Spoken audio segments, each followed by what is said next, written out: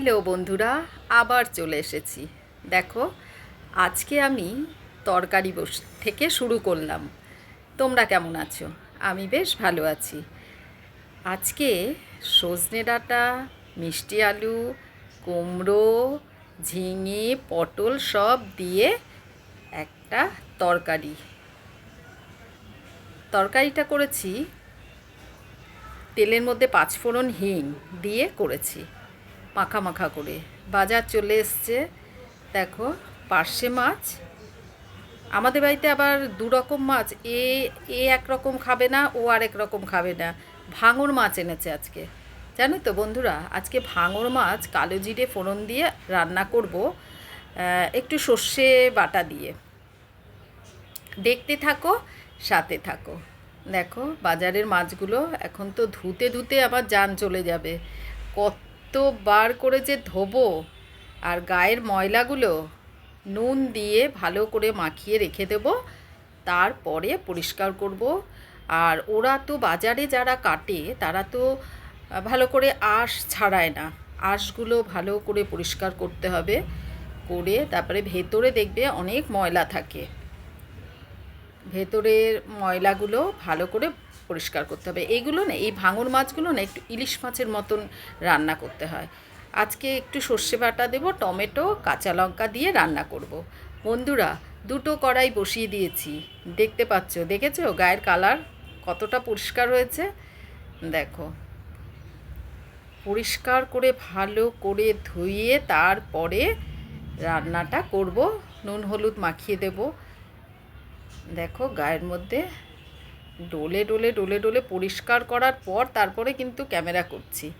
দেখো কতটাই পরিষ্কার হয়েছে। আর আগের কালারটা তো বন্ধুরা তোমরা দেখলে,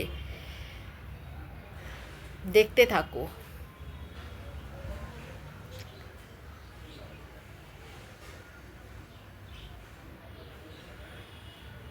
প্রচুর ময়লা থাকে, আর ভালো করে পরিষ্কার করে না নিলে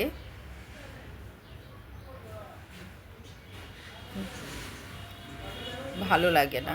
দেখো, দুটো কড়াই বসিয়ে দিয়েছি, এবার দুটো কড়াতেই ভাজবো, তাহলে তাড়াতাড়ি হয়ে যাবে।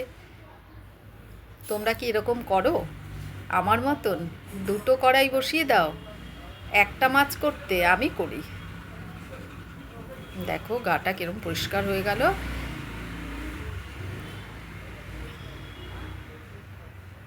এবারে নুন হলুদ দিয়ে মাখছি। পার্শে মাছ আছে আর ভাঙর মাছ আছে। ভালো করে ভেতরে ডলে ডলে নুন হলুদটা মাখিয়ে নিচ্ছি।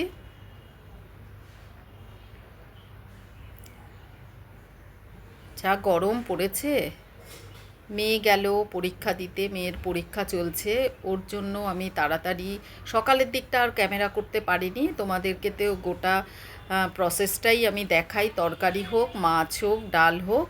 কিন্তু আজকে তরকারিটা মানে বসিয়ে দিয়ে তখন মেয়ের জন্য একটু তাড়াতাড়ি করতে হয়েছে, অত ক্যামেরা করলে তো হবে না। সেজন্য পরীক্ষা আছে, দেরি হয়ে যাবে।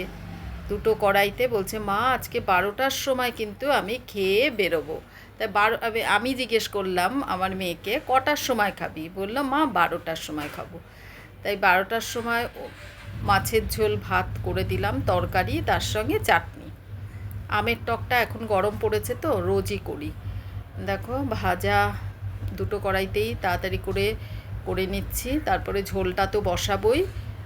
আর তোমরা তো জানোই শাশুড়ি মা আমার কেটে দেয়, কেটে দেয় বলে অনেকটাই উপকারে হয়। মাছ ভেজে তুলে রাখবো, তারপরে ঝোলটা বানাবো। তোমরা দেখতে থাকো আর টুমকির পাশে থাকো। এক হাতে ক্যামেরা করছি তো মাঝখানে মাঝখানে একটু কালো কালো হয়ে গেল। ভাজা হয়ে যাচ্ছে। হয়ে দুটো কড়াইতেই বসাচ্ছি, একে একে ভেজে তুলছি।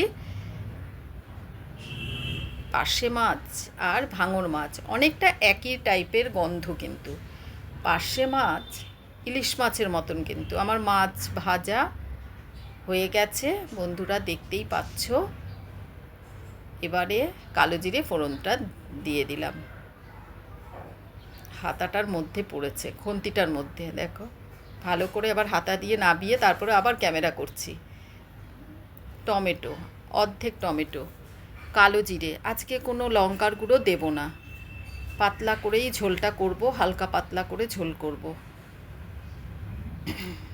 এই গরমে বেশি মশলা খাওয়াও তো ভালো না। এই যে সর্ষে বাটাটা রয়েছে, সর্ষে বাটাটা একটু পরে দেব, নরম হয়ে যাক, তারপরে হাতা দিয়ে একটুখানি নরম করে নেব। দেখো কিরমভাবে নরম হয়ে গেছে, একদম নরম হয়ে গেছে টমেটোটা। ঢাকাতে চাপা দিয়ে দিয়েছি, তার মধ্যে একটু নুনও পড়েছে, আর নুন দিলে তো একদম টমেটো না নরম হয়ে যায়। এবারে আমি সর্ষে বাটাটা দেব, গরম জল একটু দিয়ে দিলাম, পাশের কড়াতেই গরম জল বসিয়ে দিয়েছি, আরও দেব গরম জল। এটা একটু দিয়ে দিলাম কারণ সর্ষে বাটাটাও পড়বে। সর্ষে বাটা যদি তেলের মধ্যে ভাজা হয় তাহলে কিন্তু তিতো হয়ে যায়, এই কারণে আমি জলটা দিলাম। এবারে নাড়বো ভালো করে, নেড়ে একটু সাঁতলে নেব, তারপরে গরম জলটা দেব।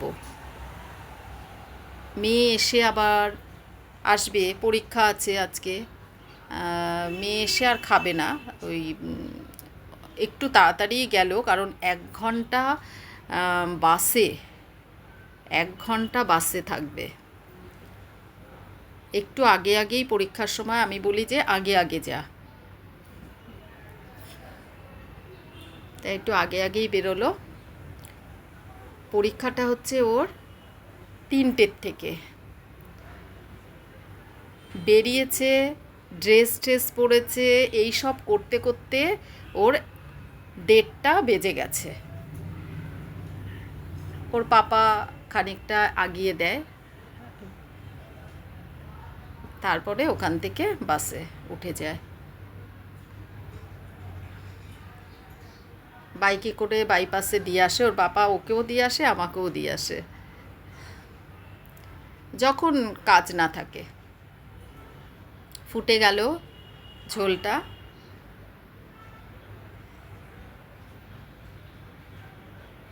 এবারে একে একে মাছগুলো দিচ্ছি। দেখো কালারটা কিন্তু লঙ্কার গুঁড়ো যেহেতু দিইনি, সেজন্য কালারটা কিন্তু সাদা হয়েছে, একটু হলদে হলদে টাইপের।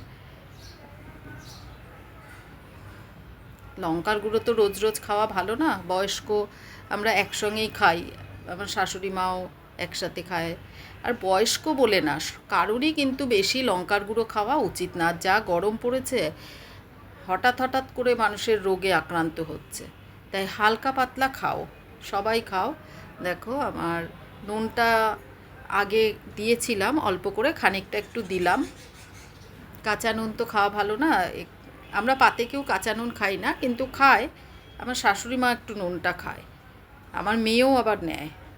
দেখো মোটামুটি হয়ে গেছে। আগে তো ঝোলটা ভালো করে ফুটিয়ে নিলাম, তোমরা তো দেখতেই পারলে টকবক করে ফুটেছে, তারপরে মাছ দিয়ে, আর এসব মাছ খুব নরম হয়, পার্শে মাছ বলো এই মাছ বলো। এবারে নাবিয়ে রাখছি। দেখো বন্ধুরা, আমার এই মিনি ব্লগটা যদি ভালো লেগে থাকে তাহলে প্লিজ লাইক কমেন্ট শেয়ার করতে ভুলো না, আর টুমকির পাশে থাকতে ভুলো না। আজকে এই পর্যন্ত, ভালো থেকো।